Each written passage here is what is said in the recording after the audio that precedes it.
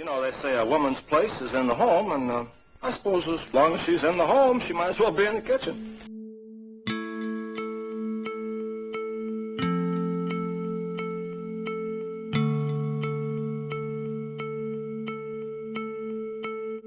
The pay gap continues to grow around the world. It looks different based on how you measure it. In Pakistan, women make 34 cents for every dollar a man makes. In South Korea, it's 65. Worldwide, women earn 77 cents for every $1 a man makes. As a result, there's a lifetime of income inequality between men and women, and more women are retiring into poverty. Understanding the nuances of wage gap is important to understanding why women in the United States still earn less than men.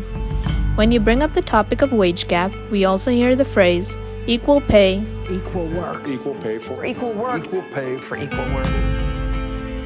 This makes it sound like women are being paid less for doing the exact same job as men, which means we're being paid less just for being women.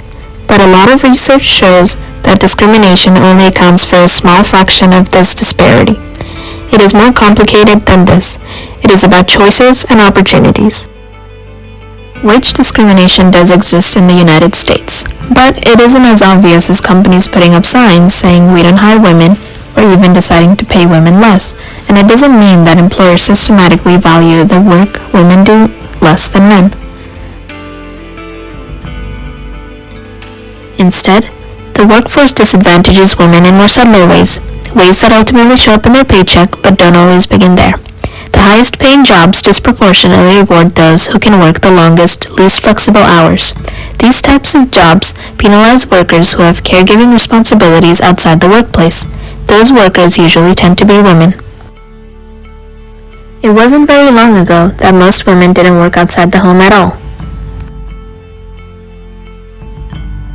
In the 1950s, there were not many women in the workforce, and the women that were not as educated as men. They either did not finish college or did not have the same credentials as the men, or they had not gone to the college at all. Most of the women that were professional back then were teachers. Most women didn't get that far. 70% of women had menial jobs in factories or in offices. Women earned a little money, but a career, that was for men. Back then, discrimination was also legal, where employers put job listings only for men.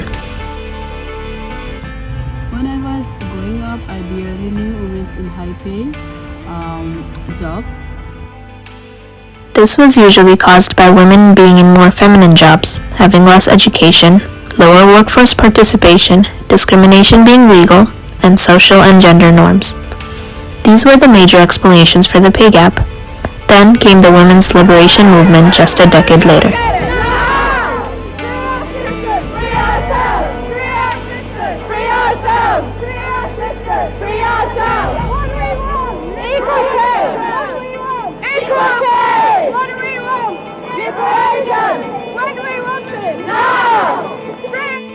Many of the factors that were causing the pay gap shrunk. Carried an American woman astronaut, Sally Ride, into space and into history. Except for one, that women should bear children. A lot of people, even in progressive countries, think new moms shouldn't work full-time. However, 70% of them think new dads should.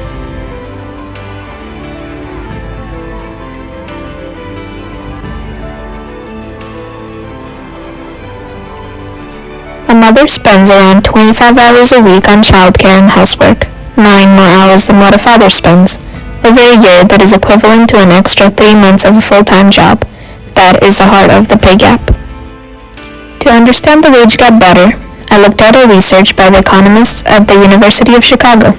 In 2009, 3 economists decided to research a quarter of 10,000 University of Chicago's Booth School of Business students that graduated with an MBA.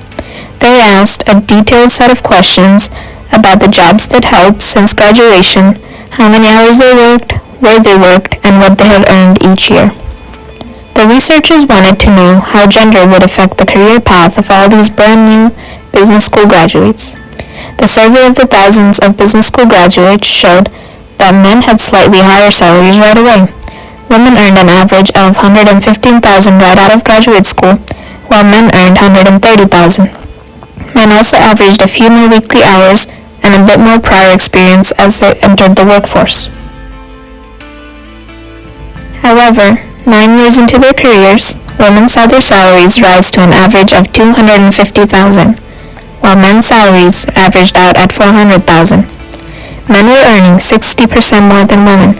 It was because women were building families. If you look at pay trajectories of a woman with a kid versus a woman without, you notice that the pay gap isn't so much about being a woman, but it is about being a mom. Women who are not caregivers earn 96% of a dollar. Some women don't mind making less money if they're able to spend time with their kids. Some women choose careers based on the fact that they want to have children. But there isn't anything wrong with that, so presenting it as a penalty is denying that some women make that choice. A pay gap based on choices is different from a pay gap just because you're a woman, but usually women don't get as many choices as men. In the United States, there are 11 million single-parent families. Single mothers make up about 8.5 million of them, while single dads make up 2.5 million. Growing up, it is in our mind that caregiving is more a woman's job than a man's. It all depends on how we understand families. This is why the pay gap is so hard to close, but not impossible. Countries like Iceland and even one of the poorest countries like Rwanda have implemented new policies to get more women into positions of power. Rwanda's government is said to have at least 30% of its parliament members be women. Today, women make up about 61.3% of the parliament in Rwanda, the highest in the world. They have come a long way from the hardships they've faced while fighting for equal opportunities. Rwanda was one of the few countries in the world where a woman is just as likely as men to work outside the home. This shift happened after the genocide that took place in 1994. But due to new policies, Rwanda has achieved in closing the gap where young girls don't need to feel like there's a limit. Likewise, Iceland has also made major strides towards closing the pay gap, but their way of doing so was different. The turning point for them was in 1975. Women left their workplaces and went out to protest wage discrimination. This caused jobs to close down and caused a huge shift in society. The first step was making women more visible in the political field. After 5 years, in 1980, Iceland voted the world's first democratically elected female president and policies started changing.